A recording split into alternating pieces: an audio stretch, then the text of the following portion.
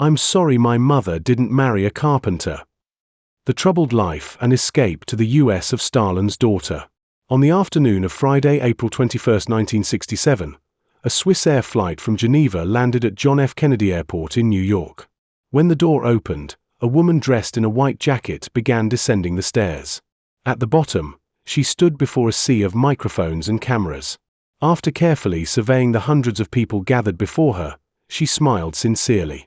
Svetlana Alliluyeva would remember that moment for a long time. As journalists got ready to jot down her words, she leaned toward the microphones and said, "Hello, everybody." She was 41 years old and, in that moment, felt for the first time that she had control over her life and destiny. Despite the great attention her defection to the US received, Alliluyeva wasn't a music or movie star. She was the daughter of Joseph Stalin, and 6 weeks earlier, she had unexpectedly entered the US Embassy in New Delhi, India, betraying the Soviet Union. In the 1960s, the Soviet Union was a mysterious land to most people outside it. And Stalin, whose atrocities only became public after his death in 1953, remained a terrifying figure, more myth than man. When Alliluyeva entered the embassy and revealed her identity, the diplomat assigned to speak with her could only stammer, You mean Stalin?" At first, US officials were skeptical. She was only known from old photographs with her father, and the US had no recent records of her existence. That was partly because she had changed her last name from Stalina to Alliluyeva, taking her mother's surname. It was as if she had come to America from outer space. As she stood before the press in New York that spring day, cameras and flashes examined her features for any resemblance to her tyrant father. Reporters expected to see signs of his iron will or fearsome rhetoric, believing such traits must be in her genes. Instead, they heard a gentle voice speaking perfect English. Among other things, Alliluyeva said, "To me, there are no capitalists or communists, only good and bad people, honest and dishonest ones. And such people exist wherever humans live. I hope to find in America the freedom of expression that will allow me to write, study, and make a small contribution to the world of arts and letters," she added.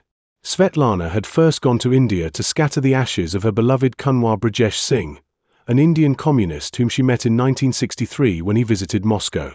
The couple fell in love, but Soviet authorities forbade them to marry. When Singh died in 1966 of acute bronchitis, Alliluyeva moved mountains to obtain permission to go to India and scatter his ashes in the Ganges River. After American embassy officials confirmed her identity, they put her on the first available flight westward, to Rome, after which she was moved to neutral Switzerland, where she stayed until her final transfer to New York. One detail the journalists at JFK didn't know was that when she entered the US Embassy, her 2 children, 22-year-old Joseph and 17-year-old Yekaterina, were waiting at Moscow airport for their mother to return from India, unaware of what had happened. 3 days later, she wrote them a letter explaining she had to defect because Soviet communism had failed. "Please remain calm in your hearts. I am doing only what my conscience tells me to do," she wrote, urging them to make the most of their lives she would no longer be part of. Her children never forgave her. Perhaps it's not surprising that Alliluyeva could make such questionable decisions as a parent. She lost her mother at age 6, supposedly to peritonitis, only to discover a decade later that Nadezhda Alliluyeva, Stalin's second wife, had taken her own life with a pistol. Only then did she begin to doubt the truth about her father, a man she had believed was a warm and devoted parent, until she learned the truth about her mother's suicide. After that, many things began to make sense, like the sudden disappearances of her aunts and uncles from her mother's side, who had a tendency to reclaim her surname. At age 17, still reeling from these discoveries, Svetlana fell in love with Jewish filmmaker Alexei Kapler. Stalin was furious when he found out, sending Kapler to the Gulag for a decade and beating his daughter when she protested. A year later, she met another Jewish man, Moscow University student Grigory Morozov, and told her father she wanted to marry him. Stalin slapped her across the face and shouted, "I don't even want to meet that Jew of yours." Despite the dictator's opposition, the couple married in 1945 and had a son, Joseph. But they divorced just 2 years later. Svetlana briefly married the son of Stalin's close associate Andrei Zdanov, with whom she had a daughter, Yekaterina. These short-lived relationships were clearly shaped by a troubled life.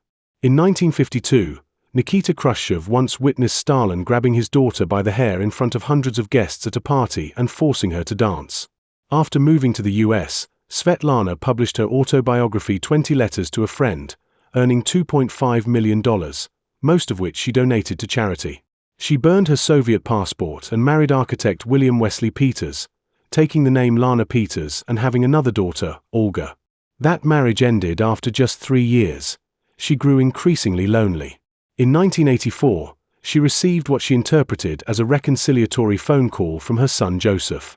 When he was denied permission to visit the US, she gathered her belongings and returned to Moscow with 13-year-old Olga, begging Soviet officials to let her come back. For this desperate woman, the prospect of seeing her son again appeared as a symbol of a new beginning, wrote Time magazine. After arriving in Moscow, Alliluyeva criticized her life in the US, saying she had not seen a single day of freedom there and had been nothing more than a puppet in the hands of the CIA. When an American journalist tried to ask a question during her first press conference in Moscow, she interrupted him and shouted, "You Americans are savages. Uncivilized people." After 18 months in the USSR, during which her relationships with Joseph and Yekaterina deteriorated beyond repair, she lived briefly in Georgia, her father's birthplace, before returning to the US, claiming her anti-American comments had been a translation misunderstanding. From then on, she changed homes frequently, at least once a year. Later, her daughter Olga recalled that they always had to be in a new place before November, a month she later realized coincided with the anniversary of Svetlana's mother's death. Rumors about her spread widely in the American press. Some claimed she lived in a cabin in Wisconsin without electricity or running water, others that she was in a Swiss Catholic monastery or in a dilapidated nursing home. But when she died in 2011, she was alone in a care home in Wisconsin. Joseph had died, Olga was living in Portland, Oregon, and Yekaterina worked as a geologist on the Kamchatka Peninsula. Svetlana was often unstable, demanding, quick-tempered, and could be cruel to loyal friends and family members. But deep in her heart, she was a lonely woman whose place in the world, no matter what she did, was forever destined to be defined by the dark legacy of her father. That afternoon of April 21, 1967, at New York's airport, she had the chance for a new beginning, a chance to step out of her father's shadow and create a destiny of her own. But it never happened. One cannot regret their fate. "Even though I do regret that my mother didn't marry a carpenter," she once said.